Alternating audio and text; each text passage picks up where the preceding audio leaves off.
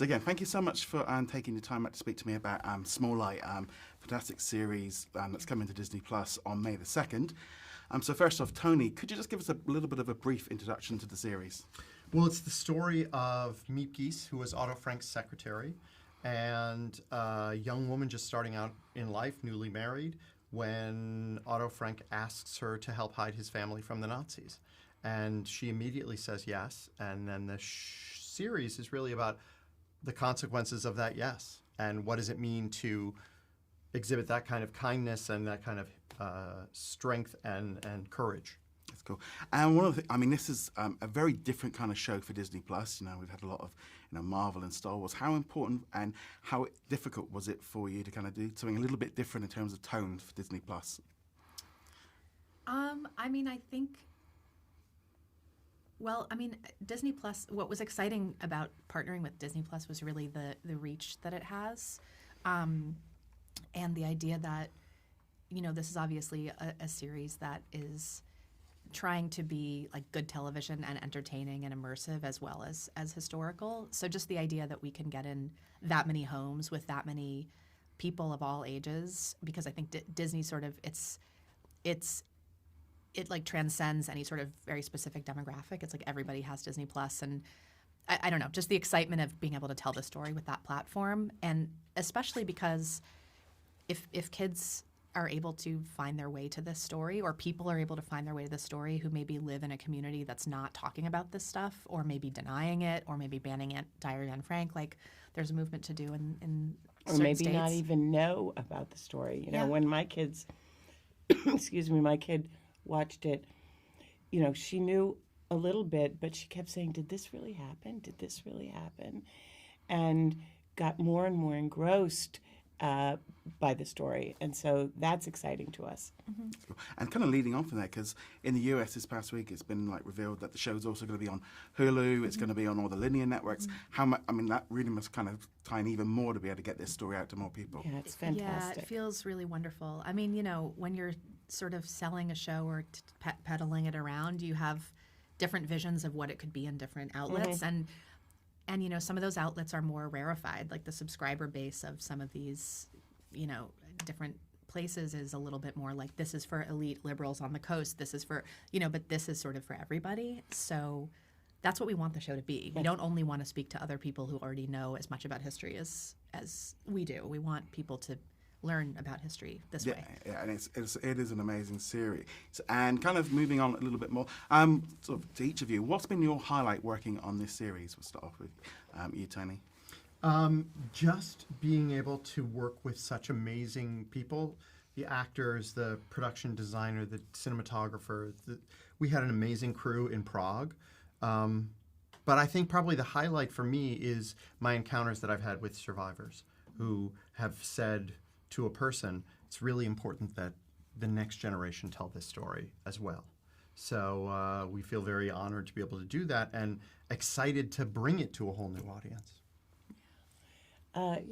Similarly, the highlight is being able to tell the story. Miep's story is something that we've been excited about for a long time, but being able to shoot in Amsterdam in some of the places that Miep and Jan and the Franks were. We shot outside the Franks' actual apartment. That was really special. Mm-hmm. Yeah, it's hard to pick just one moment. I think generally, when you're making something and just the amount of work and decision making that goes into making a show of this scale, you sometimes start to, every so often you'll be like emotionally arrested by something that you've been working on for months and months, and kind of not on autopilot, but you're like making so many logistical decisions making a show that every so often when you have this moment of just stopping and feeling really emotional about what you're doing, that phenomenon was the most special for me, just realizing the impact. And sometimes that was like we're shooting outside the Frank apartment. Other times it was just, I don't know, just moments where you stop. Susanna would come up to me and go, we're doing this. Yeah, it was really surreal. Those moments of surrealness, were amazing and don't happen on most shows because most shows don't have that other level of depth, I think, or they're not provoking the same set of feelings. on the sort of flip side of that, what were like the biggest challenges to creating a small light? And we'll start with you, Susanna. I think the biggest challenge was just not to get in our heads about the weight of the story, because obviously the buy-in to working on the show is that the story has weight. That's why we're telling it. That's why we're telling it this way. That we know it's important. But you can kind of zoom way out and say, oh my God, we're taking on this something even adjacent to the story of Anne Frank. Like, who do we think we are doing that? Oh my God, we're going to do that. This is going to be part of that canon of stories about this most famous victim of that time. And I think the more you can get in your head about that, the less you're thinking about what we're actually showing up and doing every day, which is just, putting one foot in front of the other and telling a human story. So yeah, I think like my own like neurosis around taking this on, which is a very Jewish answer, but that's my own neurotic issues with my Jewish story that I'm telling as a Jewish woman. And you, Joan? Well, we also were telling, as well as the story of Miep, we were telling the story of her husband, Jan, who was an active member of the resistance. And he, in real life, didn't like to talk about the war after the war. So there's not a lot of specifics that his family knew or that are known about Jan. And so we had to do a lot of research and try to see if we could discover specifics about what Jan did as a member of the resistance. And we discovered some things, but because he was so kind of not a guy to talk about himself, we ended up, what we knew is that he was a member of, he was a social worker, and that he was recruited at work. And so we had to sort of imagine what social workers, what he would have done. So that was challenging. Cool. And finally to you, Tony.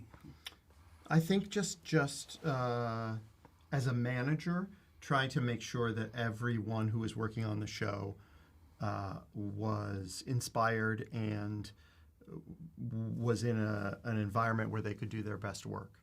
And I think ultimately the three of us were pretty successful at doing that. That's cool. Well, thank you so much for taking time out to speak to me today about this fantastic series, which is coming on to Disney Plus on the 2nd of May, and then 2 episodes dropping every week afterwards. So thank you so much. Thank you so Sure. much.